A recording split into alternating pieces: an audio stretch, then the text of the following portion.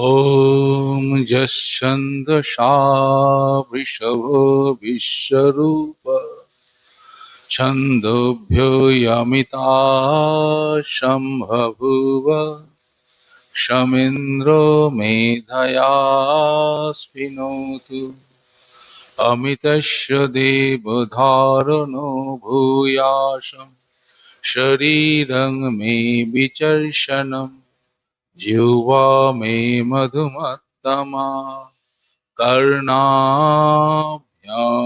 भूरिविश्रुवम् ब्रह्मणो कोशोऽसि मेधया पीतः श्रुतं मे गोपाय ॐ शान्ति शान्ति शान्तिः हरिः ओम् ॐ स्थापकाय च धर्मस्य सर्वधर्मस्वरूपिणे अवतारवरिष्ठाय रामकृष्णाय ते नमः।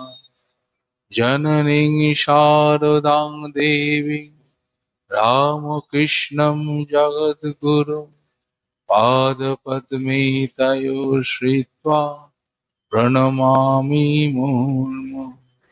नमः श्रीयतिराजाय विवेकानन्दसूरये सच्चित्सुखस्वरूपाय स्वामिने तापहारिणे।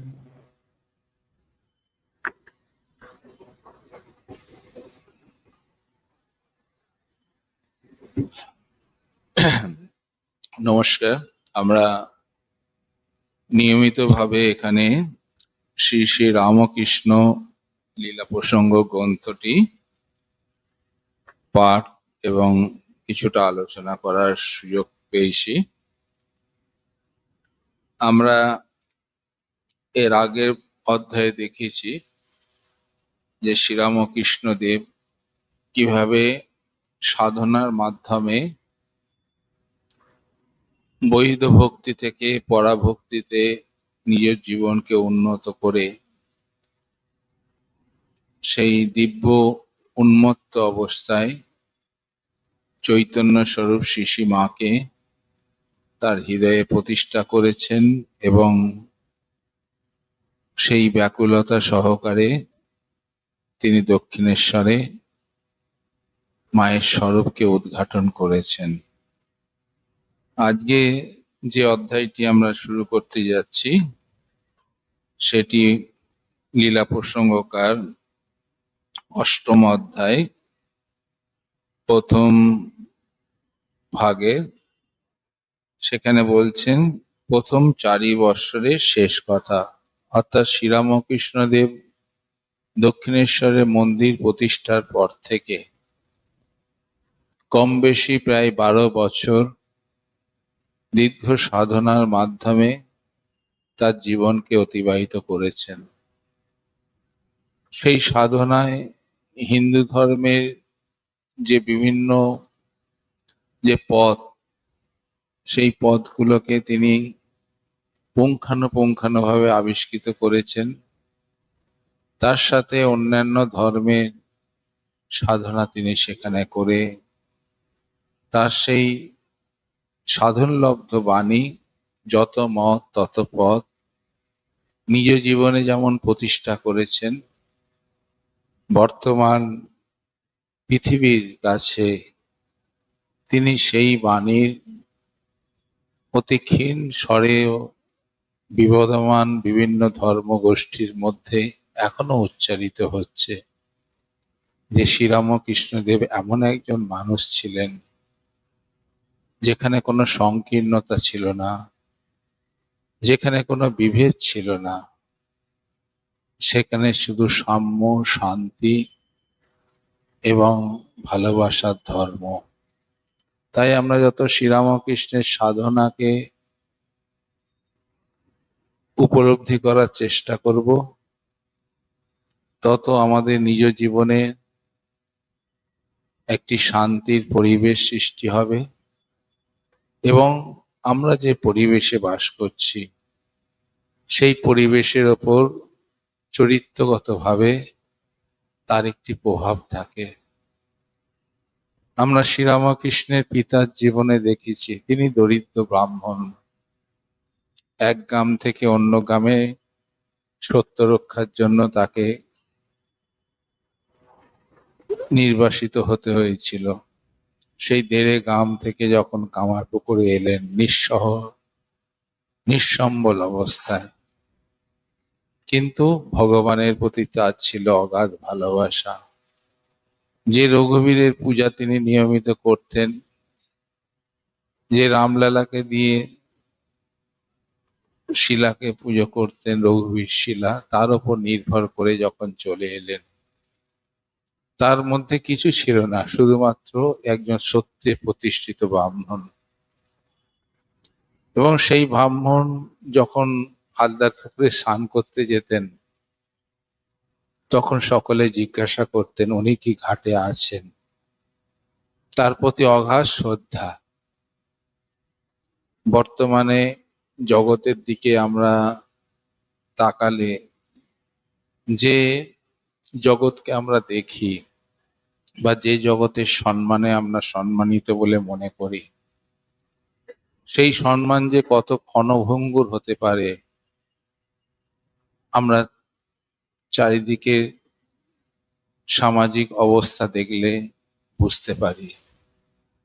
কিন্তু যে মানুষটি ঈশ্বরের উদ্দেশ্যে, সত্যের উদ্দেশ্যে নিজের জীবনকে সমর্পিত করেছেন, তার মধ্যে যে ঐশী শক্তির প্রকাশ, তার মধ্যে যে মহাবীর্যের প্রকাশ, তা দেখলে মানুষ চমকিত হয়। আজও শ্রদ্ধায় তাদের চরণে অবনীত হতে হয়। শ্রীরামকৃষ্ণের সাধনা অতি গভীর এবং অতি নিগুড় অর্থ সেখানে বহন করছে। সব অর্থ যে আমরা ধরতে পারবো বা বুঝতে পারবো তা নয়, কিন্তু লীলা প্রসঙ্গকার স্বামী শারদানন্দজি মহারাজ সেই তথ্যগুলোকে অতি সুন্দরভাবে এবং সাধু ভাষায় আমাদের সামনে সেই গ্রন্থটি উপস্থাপন করায়। শ্রীরামকৃষ্ণের জীবন, শ্রীরামকৃষ্ণের সাধনা এবং তার যে দিব্য বাণী, তিনটের মধ্যে একটি সম্পৃক্ত যে ধারণা, সেটি আমাদের সামনে পরিবেশন করে আমাদের সেই পথে অগ্রসর করবার চেষ্টা তিনি করেছেন।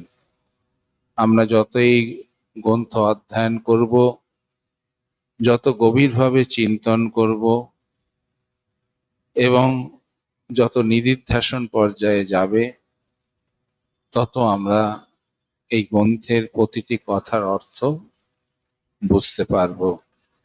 তাই আমরা প্রথম 4 বছরের শেষ কথা এই অধ্যায়টি এখন পাঠ করছি। ঠাকুরের সাধনকালে আলোচনা করিতে হইলে তিনি আমাদিওকে ওই কাল সম্মুখে নিজ মুখে যাহা বলিয়াছিলেন তাহা সর্বাগ্রে স্মরণ করিতে হইবে। শ্রীরামকৃষ্ণের সান্নিধ্য, শ্রীরামকৃষ্ণের যে 16 জন সাক্ষাৎ শিষ্য, সন্ন্যাসী শিষ্য, এই মন্দিরের সামনে, মন্দিরে যেমন শ্রীরামকৃষ্ণ বিগ্রহ আছে, আবার মন্দির থেকে যখন আপনারা বেরোবেন উল্টো দিকে দেয়ালের দিকে তাকালে দেখবেন শ্রীরামকৃষ্ণের সেই 16 জন সন্ন্যাসীর ছবিগুলো আমরা সন্নিহিত করেছি। এই 16 জন সন্ন্যাসী শ্রীরামকৃষ্ণের যেন অঙ্গ প্রত্যঙ্গের মতো, এবং তাদের দিব্য জীবনকে তিনি এমনভাবে সংগঠিত করেছিলেন, সেই সংগঠিত জীবনের মধ্যে দিয়ে পরবর্তীকালে রামকৃষ্ণ ভাবধারা আমাদের সামনে উন্মোচিত হয়েছে এবং আমরাও শ্রীরামকৃষ্ণ ভাবধারাতে অবগাহন করার সুযোগ পেয়েছি। তাদের মধ্যে শারদানন্দজি শ্রীরামকৃষ্ণের সান্নিধ্য লাভ করে তার নিজ মুখে যে সকল কথাগুলো শুনেছিলেন, এবং শ্রীরামকৃষ্ণের সাধনকালের যারা সাক্ষী, তার ভাগ্নে হৃদয়রাম থেকে শুরু করে, হলধারী থেকে শুরু করে, শিশি মা থেকে শুরু করে, লক্ষ্মী দিদি থেকে শুরু করে, বিন্দেঝি থেকে শুরু করে, দক্ষিণেশ্বরের এবং কামারপুকুরের সেই সময়কার প্রত্যেকটি মানুষের কাছ থেকে পুঙ্খানুপুঙ্খানু বিবরণ নিয়ে একটি সত্যকে তিনি উন্মোচন করছেন আমাদের সামনে এই লীলা প্রসঙ্গ গ্রন্থের মাধ্যমে। গ্রন্থের ভাষা আমাদের কাছে অনেক সময় অপরিচিত মনে হতে পারে, কিন্তু ধীর স্থির এবং আস্তে আস্তে যদি আমরা এই গ্রন্থটি পাঠ করি, তাহলে পরে শ্রীরামকৃষ্ণের মহিমা কিছুটা অন্তত আমাদের কাছে উন্মোচিত হবে। এবং তিনি যেগুলো লিপিবদ্ধ করছেন, তিনি শ্রীরামকৃষ্ণের নিজ মুখে, তার মুখ থেকে শুনেছেন, সেটাই তিনি বলছেন তিনি আমাদের ওই কালে নিজ মুখে যাহা বলিয়াছিলেন তাহা সর্বাগ্রে স্মরণ করিতে হইবে। তাহা হইলে ওই কালের ঘটনাবলী যত সময় নির্দেশ করা অসম্ভব হইবে না। পাঠককে আমরা বলিয়াছি, আমরা তাহার নিকটে শুনিয়াছি, দীর্ঘ 12 বৎসর কাল নিরন্তর নানা মতে সাধনায় তিনি নিমগ্ন ছিলেন। রানী রাসমণির মন্দির সংক্রান্ত দেবত্ব দানপত্র দর্শনে সভাস্থ হন। দক্ষিণেশ্বরে কালীবাটি সন 1262 সালের 18 জ্যৈষ্ঠ, ইংরেজির 1855 খ্রিস্টাব্দের 31 মে তারিখে বৃহস্পতিবারে প্রতিষ্ঠিত হইয়াছিল। ওই ঘটনার কয়েক মাস পরে সন 1262 সালে ঠাকুরের পূজকের পদ গ্রহণ করিয়াছিলেন। অতএব 1262 সাল হইতে 1273 সাল পর্যন্ত যে তাহার সাধনকাল, একথা সুনিশ্চিত। উক্ত 12 বৎসর ঠাকুরের সাধনকাল বলিয়া বিশেষভাবে নির্দিষ্ট হইলেও উহার পরেও তীর্থ দর্শনে গমন করিয়া ওই সকল স্থলে বা তথা হইতে দক্ষিণেশ্বরে ফিরিয়া তিনি কখনো কখনো কিছুকালের জন্য সাধনায় নিযুক্ত হইয়াছিলেন, আমরা দেখিতে পাইব। পূর্বোক্ত 12 বৎসরকে 3 ভাগে ভাগ করিয়া প্রত্যেকটি অংশে আলোচনা করিতে আমরা অগ্রসর হইব।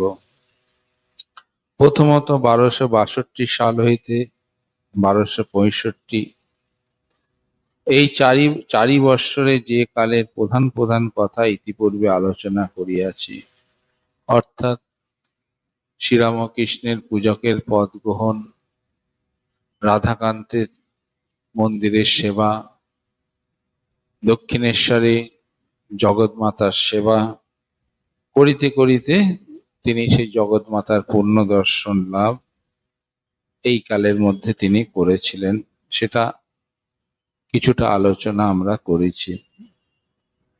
দ্বিতীয়ত 1266 সাল হইতে 1269 সাল পর্যন্ত 4 বৎসর, যে সময়ে শেষ 2 বৎসর কাল ঠাকুর ব্রাহ্মণীর নির্দেশে গোকুল বৈত হইতে আরম্ভ করিয়া বঙ্গদেশে 64 খানা প্রধান তন্ত্র নির্দিষ্ট সাধন সকল যথাবিধি অনুষ্ঠান করিয়াছিলেন।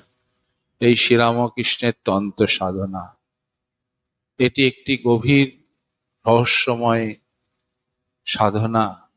তিনি সেই ব্রাহ্মণী এসেছিলেন এবং শ্রীরামকৃষ্ণ সাধনা সম্বন্ধে শিশি মায়ের একটি সুন্দর কথা আছে। তিনি বলছেন যে তিনি কোনো মতলব করে কোনো সাধন করেছেন তা নয়। জগৎমাতার হাতের, জগৎমাতার সন্তান, প্রত্যেক মুহূর্তে জগৎমাতার মা কাছে ছেলে যেমন মায়ের শরণাগত হয়, বাচ্চা ছেলে এদিক ওদিক ঘুরছে ঠিকই, কিন্তু প্রতি মুহূর্তে তিনি মায়ের কথা চিন্তা করছেন এবং মা তাকে যেভাবে নির্দেশ দিচ্ছেন তিনি সেইভাবে সাধন করছেন। কোনো মতলব করে এটার পরে এটা করতে হবে, এটার পরে এটা করতে হবে। আমাদের জাগতিক নিয়মের আমরা যে চলাফেরা করি, সেই রকম যে পড়াশোনার মাধ্যমে, খেলাধুলার মাধ্যমে বা সময়ের মাধ্যমে আমাদের যে রুটিন, শ্রীরামকৃষ্ণের ক্ষেত্রে সেটি কিন্তু একেবারেই প্রযোজ্য নয়। তিনি যখন সাধনের রত হয়েছেন, তার দিন ক্ষণ সময় বৎসর কোনো কিছুই তার মনে থাকতো না। যে নির্দিষ্ট লক্ষ্যে তিনি পৌঁছাবার চেষ্টা করতেন, সারাদিন সেইভাবে থেকে কখন যে দিন অতিবাহিত হয়ে সন্ধে পুরবীর আগে যখন চলে যাচ্ছে, তখন তিনি বলছেন, মা একটি দিন চলে গেল। এই যে সাধনার ইতিহাস, এই যে ব্যাকুলতার ইতিহাস, আমরা লীলা প্রসঙ্গ গ্রন্থ অধ্যয়ন করতে করতে দেখব। তৃতীয় 1270 সাল হয়েছে, 1273 সাল 4 বৎসর, যে কালে তিনি জটাধারী নামক রামায়ণ সাধুর নিকট হইতে রামমন্ত্রে উপদিষ্ট হন ও রামলালা বিগ্রহ লাভ করেন। শ্রীরামকৃষ্ণের কাছে বিগ্রহ সেটি মাত্র আমাদের রাম, যেমন আমরা নারায়ণ শিলা পুজো করি সেই রকম নয়। সেই সাধক যিনি এসেছিলেন, তিনি অপেক্ষা করছিলেন যে এমন একজন সাধক পৃথিবীতে জন্মগ্রহণ করিয়েছিলেন, তার কাছে জীবনটা হবে সত্য, ধর্মটা হবে সত্য, উপলব্ধিটা হবে সত্য। তাই সেই রামায়ণ সাধুর জীবনী বা রামায়ণ সাধুর রামের যে বর্ণনা, এই লীলা প্রসঙ্গ গ্রন্থে আমরা পরবর্তীকালে পাঠ করব। সেখানে প্রতি মুহূর্তে অনুভব করছেন রামচন্দ্র তার সঙ্গে সঙ্গে ফিরছেন। প্রতি মুহূর্তে বাচ্চা ছেলে যেমন মায়ের কাছে বায়না করে, সেই রকম বায়না করছেন। তাকে ভোগ দেয়া হচ্ছে, ভোগের মধ্যে একটা ধান লেগে তার ঠোঁট কেটে যাচ্ছে, সেগুলো প্রত্যক্ষ করছেন। এই যে ধর্মের প্রত্যক্ষ স্বরূপ, চৈতন্যের প্রত্যক্ষের স্বরূপ শ্রীরামকৃষ্ণের সাধনার মাধ্যমে উপলব্ধি হয়েছে, সেই কথা এখানে লিপিবদ্ধ রয়েছে। বৈষ্ণব তন্ত্র মধুর ভাবে সিদ্ধি লাভের জন্য 6 মাস কাল স্ত্রী বেশ ধারণ করিয়া থাকেন। আচার্য তোতাবাড়ির নিকট হইতে সন্ন্যাস গ্রহণ পূর্বক সমাধি নির্বিকল্প ভূমিতে আরোহণ করেন এবং পরিশেষে শ্রীযুক্ত গোবিন্দের নিকট হইতে ইসলামী ধর্মে উপবেশ গ্রহণ করিয়াছিলেন। উক্ত 12 বছরের ভিতরেই তিনি বৈষ্ণব তন্ত্র সক্যভাবের এবং কর্তাবাজক, নররসিক প্রভৃতি বৈষ্ণব মতের অবান্তর সম্প্রদায় সকলে সাধন মার্গের সহিত পরিচিত হইয়াছিলেন।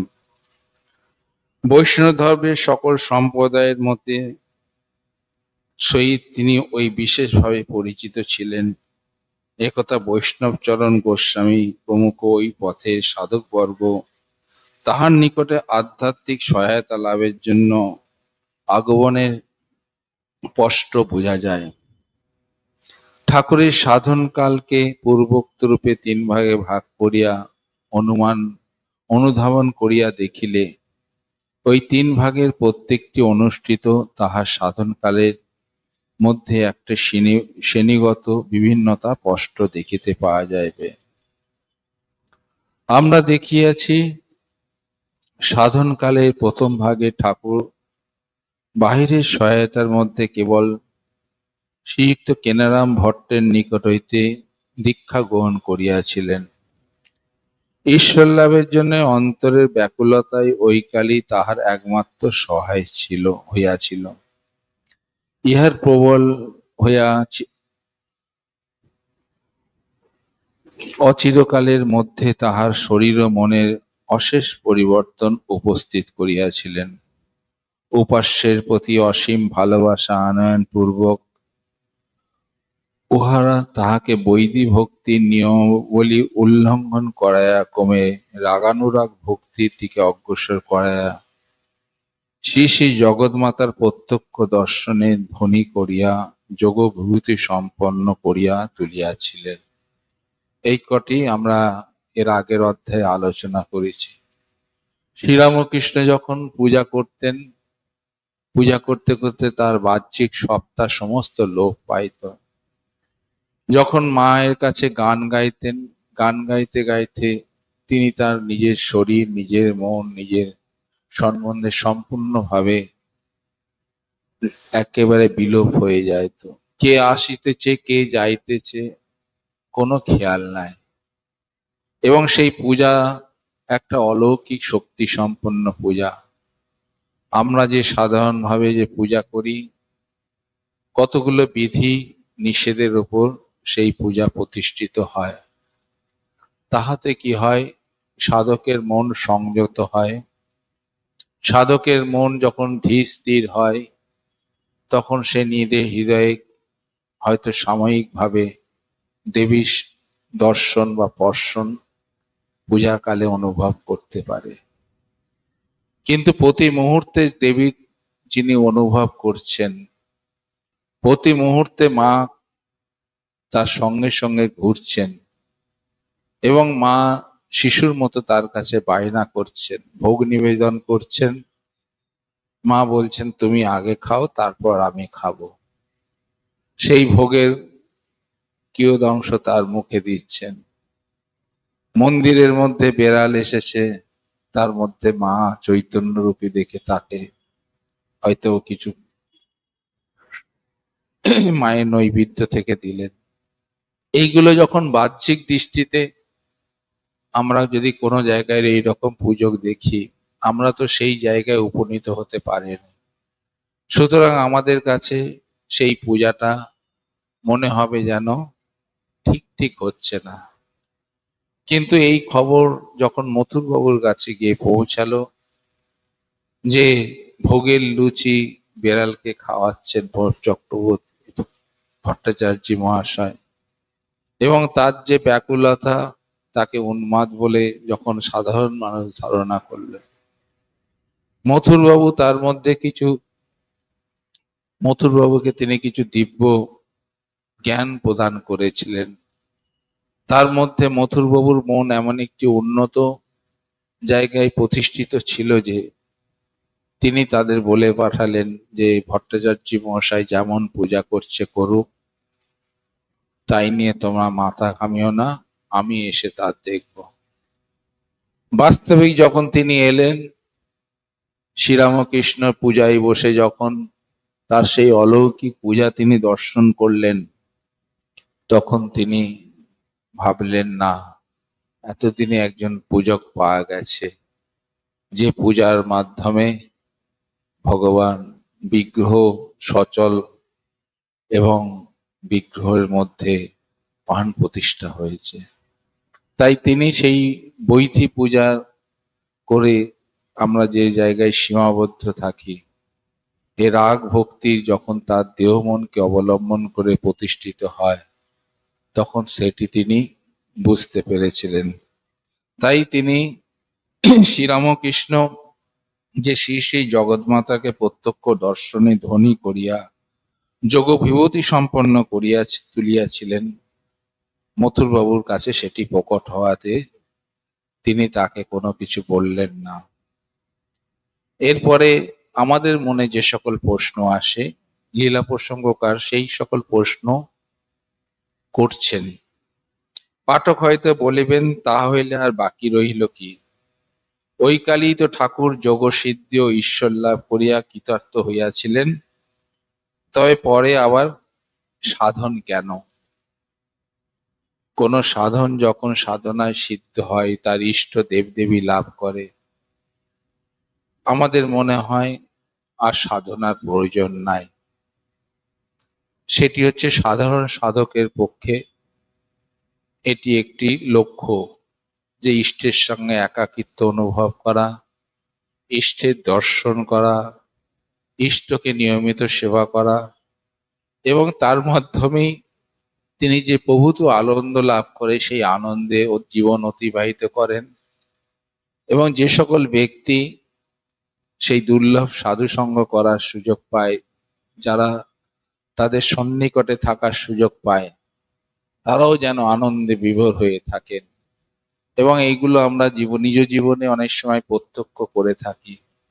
কোনো আধ্যাত্মিক পুরুষ যখন কোনো মঠে আসেন, বা আমরা কোনো মঠে যখন কোনো আধ্যাত্মিক পুরুষের সান্নিধ্য লাভ করার চেষ্টা করি, যদি আমাদের মনের মধ্যে সেই কলুষতাহীন একটি জীবন থাকে, যেখানে প্রেম, পবিত্রতা, নিঃস্বার্থপরতা থাকে, তখন সেই আধ্যাত্মিকতা, তার যে আধ্যাত্মিকতার ছোঁয়া আমাদের হৃদয়কেও স্পন্দিত করে।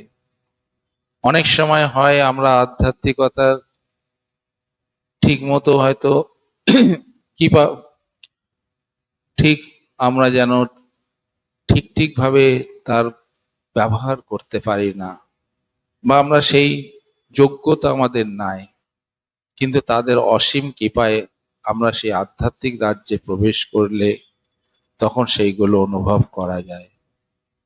এইগুলো শ্রীরামকৃষ্ণের যে সাক্ষাৎ সন্তান এবং সন্তানদের সঙ্গে যারা সঙ্গ করেছেন, তাদের জীবনীগুলো যদি আমরা পাঠ করি তাহলে বুঝতে পারা যায়।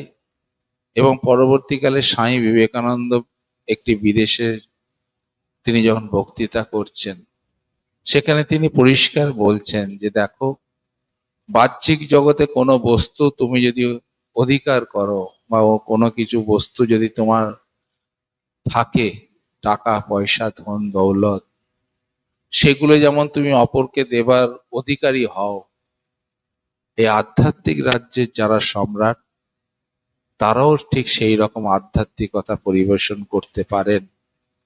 এটিও যেন একটি দেবার মতো বস্তু। অনেক সময় সে আধ্যাত্মিকতা আমাদের হৃদয়ে ছুঁয়ে যায়।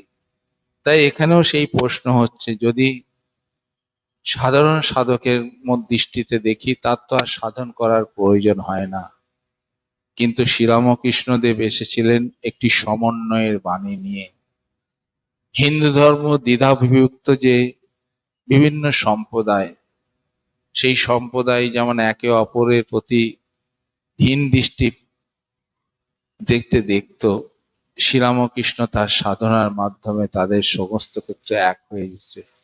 আমরা এই রকম দেখতে পাচ্ছি, কথা মেতে বিভিন্ন মতের মধ্যে যখন তর্ক বিতর্ক হচ্ছে, শ্রীরামকৃষ্ণ সেগুলোকে আনন্দ সহকারে আমাদের সামনে পরিবেশন করছেন কথা মিতকার। একটি ঘটনার কথা উল্লেখ করতে পারা যায়, যে বৈষ্ণব তন্ত্রে বৈষ্ণব সাধক, এই বৈষ্ণবদের নিয়ে অনেক তিনি মজা করেছেন।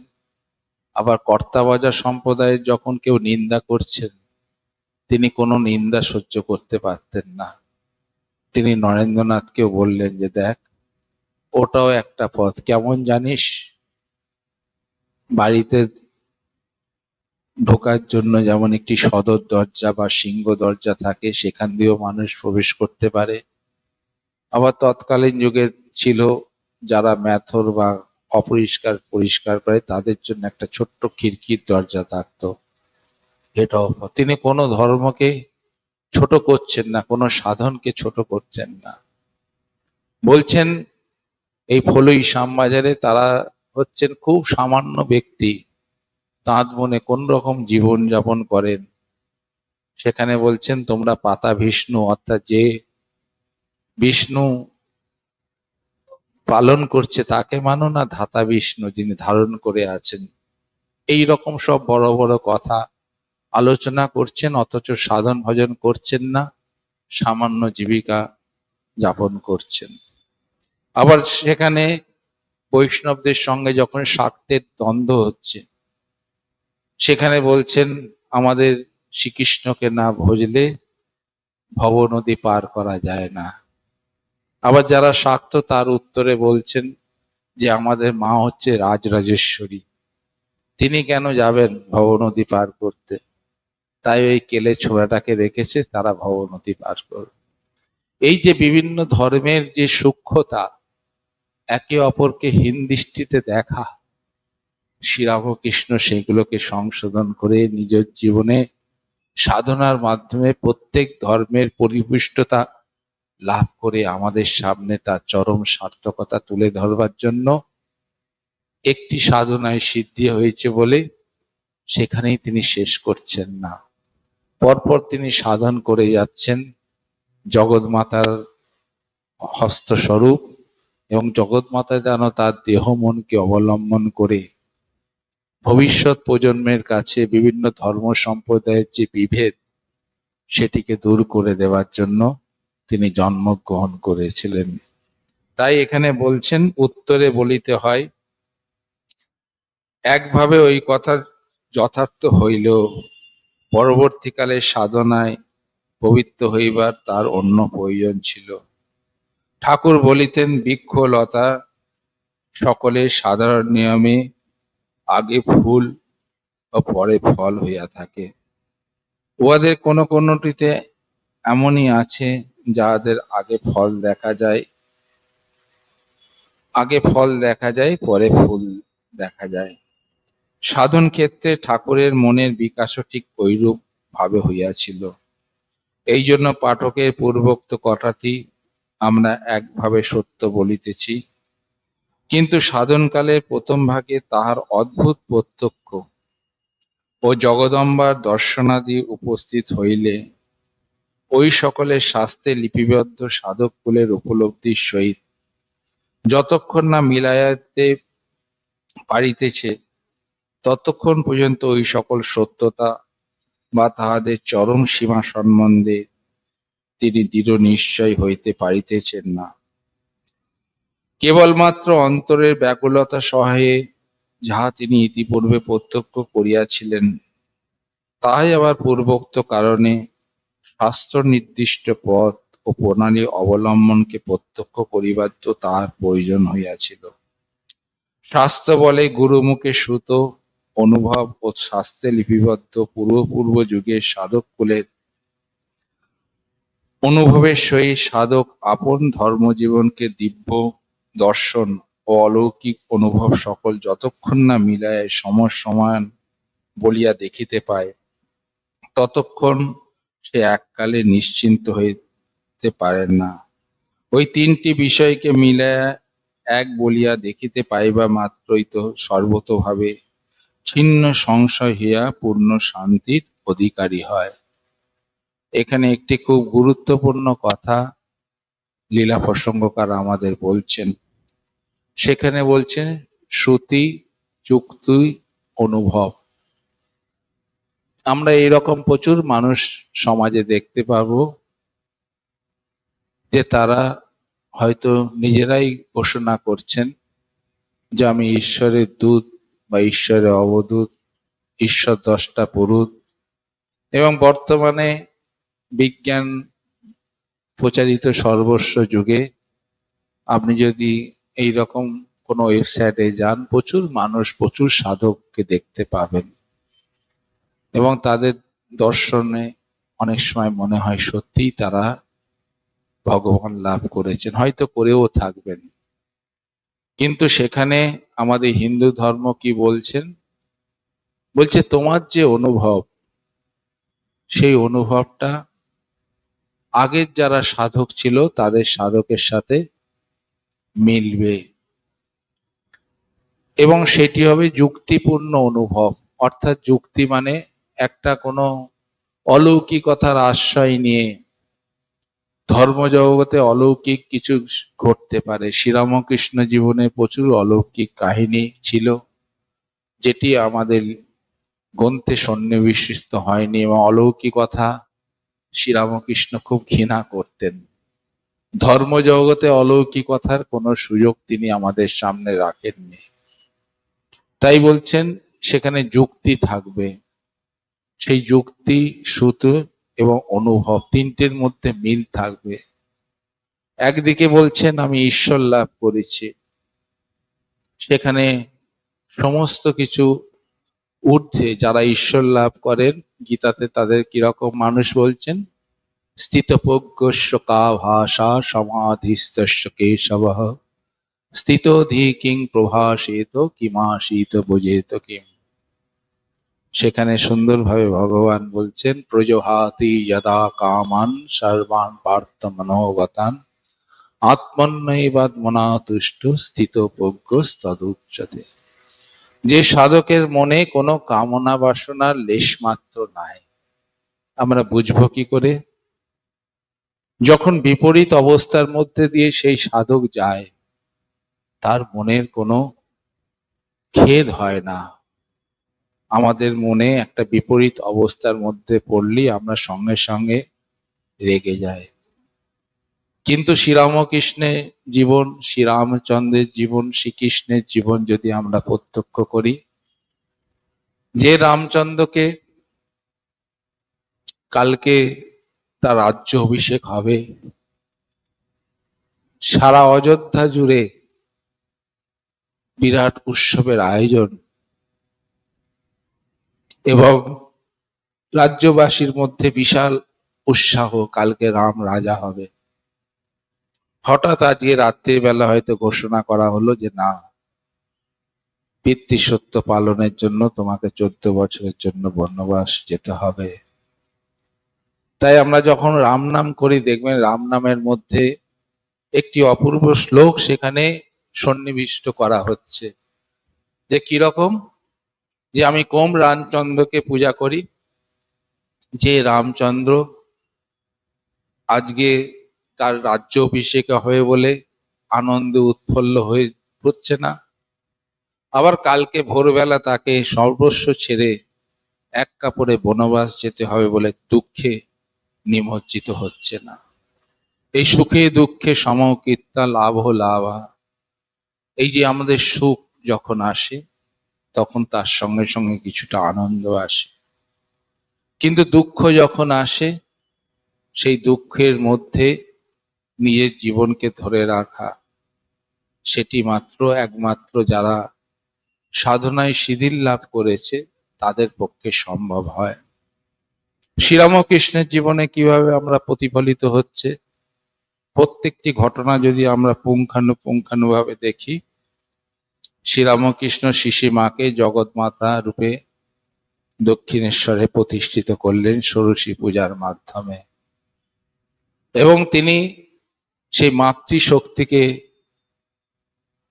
শিশি মায়ের দেহ মন অবলম্বন করে ভবিষ্যতে যাতে তার কাজ হয়, সেই জন্য তিনি তাকে আমাদের সামনে প্রতিষ্ঠিত করলেন।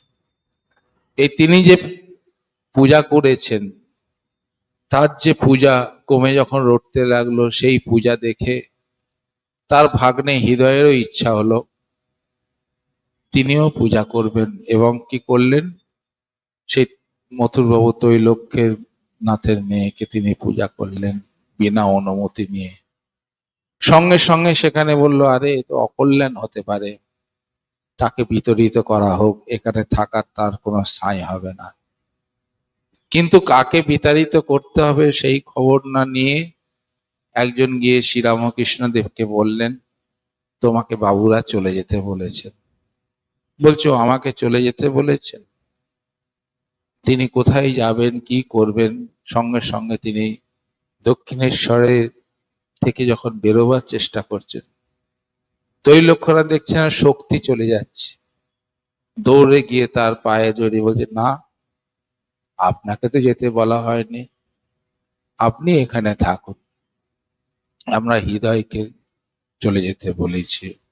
বলছে ও, দেখুন সেই হৃদয় যিনি মা তাকে সেবা করতেন, তার সঙ্গে সঙ্গে থাকতেন ছায়া সঙ্গী, এবং শ্রীরামকৃষ্ণের সাধনকালে এইরকমও তার উপলব্ধি হয়েছিল যে মামা চলো, আমরা মানুষ নই, আমরা দেশে দেশে যাই, লোক উদ্ধার করি। এইরকম কথাও এই লীলা প্রসঙ্গ গ্রন্থি সন্নিবিষ্ট আছে। তাই বলছেন, হৃদয়ের যে অনুভব, সাময়িক অনুভব, সেই অনুভবকে তিনি ধরে রাখতে পারেননি। তার মন সংসারে লিপ্ত থাকাতে তিনি ক্ষীণে পুণ্যে মত্ত লোকে বিসন্তি। তাই অনুভব অনেকের হতে পারে, কিন্তু অনুভবের সঙ্গে সঙ্গে নিজের জীবনে যে চারিত্রিক যে অনুভূতি, কোনো কামনা বাসনার লেশ নাই, সর্বদা ভগবানের উপর নির্ভরশীল, শ্রীরামকৃষ্ণের জীবনে ঘটেছে। আবার শ্রীরামকৃষ্ণ সাধন ভজন করছেন, দেখছেন মথুরবাবু তাকে খুব ভালোবাসেন, দক্ষিণেশ্বরে সকলে ভালোবাসেন। সেখানে হালদার বাবু বলে একজন দুষ্ট পুরোহিত ছিল, তিনি শ্রীরামকৃষ্ণকে সেই অবস্থায় পদাঘাত করেছিলেন। মথুরবাবু যখন পরে জানতে পারলেন যে বাবা আমাকে বললে না কেন, তার ঘাড়ে কটা মাথা আছে। এই যে প্রতি মুহূর্তে মান অপমান তাদের কাছে সমান। এই আমরা শিবের গান গাই না, মান অপমান সকলেই সমান। এই হচ্ছে শ্রুতি, যুক্তি, অনুভব।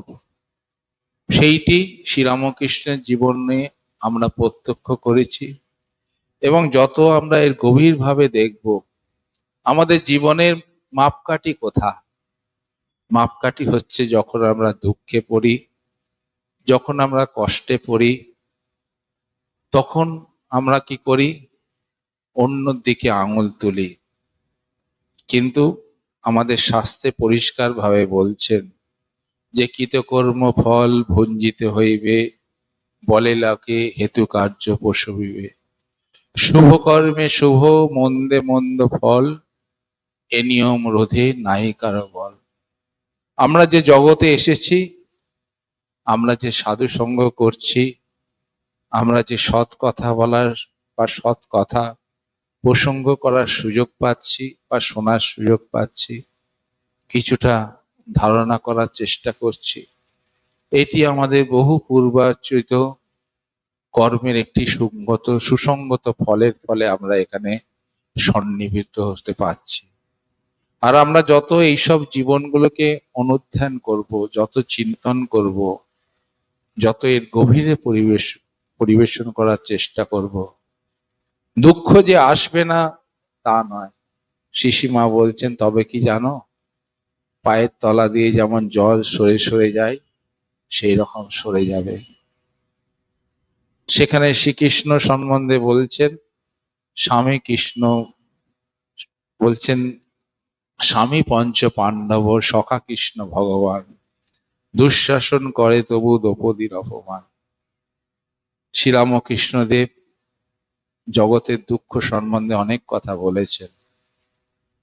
আমরা ভগবানের সঙ্গে দুঃখটাকে মিলিয়ে ফেলি, যে ভগবান লাভ করতে হলে আমাদের দুঃখ কষ্ট যেন হবে না। কিন্তু শ্রীরামকৃষ্ণের জীবনের যত আমরা দেখব, প্রতি মুহূর্তে তিনি সেই কষ্ট, দুঃখ এবং প্রতি মুহূর্তে যে ব্যাকুলতার যে কষ্ট, সেগুলোকে পার করে তবে তিনি সেই পূর্ণানন্দের দিকে যাচ্ছেন। তাই কথা মধ্যে একটি সুন্দর গল্পকে তিনি বারংবার বলতেন, যে ভীষ্মদেব সরসজ্জায় শুয়ে কাঁদছেন। বলছেন ভীষ্মদেব এত জ্ঞানী পুরুষ, তিনি জানেন জীবনটা অনিত্য, প্রত্যেকেরই শরীর চলে যাবে, তিনি কাঁদছেন কেন? তখন যখন তাকে প্রশ্ন করা হলো, বলছে আমি সেই জন্য কাঁদছি না, আমি খালি ভাবছি ভগবানের কার্য কিছুই বোঝা গেল না। যে ভগবান শ্রীকৃষ্ণ প্রতি মুহূর্তে পাণ্ডবদের বন্ধু, পাণ্ডবদের সহায়, কিন্তু তাদের দুঃখ কষ্টের শেষ নাই। আর ভগবান গীতামুখে বলছেন, দুঃখ থাকবে, কষ্ট থাকবে, কিন্তু তাদের কখনো নহি কল্যাণ কিত কশ্চিৎ দুর্গতিং তাত গচ্ছতি। যারা সত্য পথে থাকে, যারা ভগবানকে আশ্রয় করে থাকে, তাদের দুঃখ কষ্টটা জীবনের অঙ্গ হিসেবে গ্রহণ করলে কিন্তু তাদের কখনো অকল্যাণ হয় না। এটি হচ্ছে ভগবানের মুখ নিঃসৃত বাণী, নহি কল্যাণ কিত কশ্চিৎ দুর্গতিং তাত গচ্ছতি। হে তাত, হে অর্জুন, তুমি এটা জগতে প্রচার করো।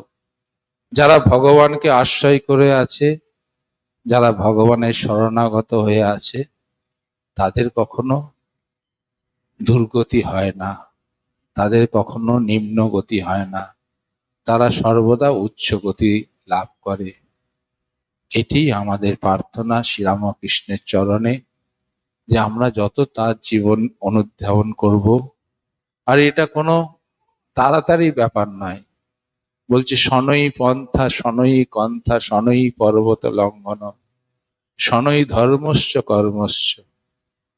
যে দেখো একটা অচেনা পথ, পাহাড়ের পথ, সেখানে দৌড়ে যাওয়া যায় না, আস্তে আস্তে যেতে হয়।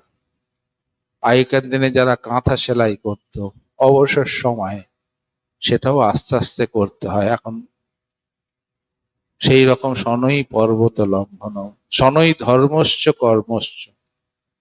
আমাদের ধর্ম জীবনও আস্তে আস্তে হয়, ধীরে ধীরে হয়। তার মানে কি আমি ব্যাকুলতা নেব না? নিশ্চয়ই হবে। এবং আমরা যে কর্ম করব সেটি বলছেন চিন্তা করে কর্ম করো। কর্ম করার আগে সেই কর্মটা আমাকে ভগবানের পথে নিয়ে যেতে পারবে তো? এই যে আমরা সাংসারিক কর্ম করি, সারাদিন যে কাজ করি, আমাদের মনে মাঝে মাঝে প্রশ্ন ওঠে যে আমরা আশ্রমে আছি, এই যে মার্চ মাস গেল, অডিট হলো, হাজার রকমের কোয়ারি, হাজার রকমের জিএসটি বিল, হাজার রকমের যে সমস্যা, তাই নিয়ে আমরাও অনেক সময় জর্জরিত হয়ে যাই, নিয়ম কানুনে বাধা। তাহলে এই কর্মগুলো কি ঈশ্বরের কর্ম হচ্ছে না জাগতিক কর্ম হচ্ছে? আপনারা যারা সংসারে আছেন তাদেরও বিভিন্ন কর্মের মধ্যে দিয়ে যেতে হচ্ছে।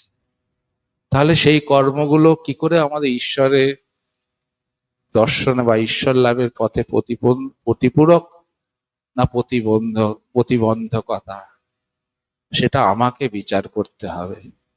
আমি যদি ঈশ্বরের চরণে কর্ম সমর্পণ করি, তাহলে সেটা হবে ঈশ্বরের চলার পথে আমার সহায়তা হবে। আর যদি কর্মগুলোকে নিজের কাছে জড়ো করে রাখি, তার ফল জড়ো করে রাখি কর্মের বন্ধনের মধ্যে, সেটি যেন একটি আমার কাছে একটা প্রতিবন্ধকতা হবে। তাই বলছেন উদ্ধরেদাত্মনাত্মানো নাত্মানম অবসাদয়েৎ আত্মৈব হি আত্মনর বন্ধু আত্মৈব রিপুর আত্মন। গীতাতে পরিষ্কার ভাবে বলছেন কেউ কাউকে উদ্ধার করে না, তবে গুরু নির্দিষ্ট পথে চললে ভগবান শ্রীরামকৃষ্ণ বলছেন তোমরা যদি 1 পা এগো, আমি তোমাদের দিকে 10 পা এগিয়ে আসি। নিজেই সেই শক্তি গুরু আমাদের দেন। এই কিছুদিন আগে গুরু পূর্ণিমা হলো, তার মূল ভাব হচ্ছে সেই শক্তি আমাদের হৃদয়ে আছে। গুরুদেব সেই অন্ধকারটাকে দূর করে দিয়ে আলোর পথে আমাদের নিমজ্জিত করেন। আমরা যদি তার শরণাগত হই, তার প্রতি সরল হৃদয়ে প্রার্থনা করতে পারি, তিনি নিশ্চয়ই আমাদের সুপথ দেখিয়ে তার চরণে স্থান দেবেন। এই কটি কথা বলে সকলকে প্রণাম নমস্কার জানিয়ে আজকের পাঠ শেষ করছি। ওম শান্তি শান্তি শান্তি। হরি ওম তৎসৎ। শ্রীরামকৃষ্ণার্পণমস্তু।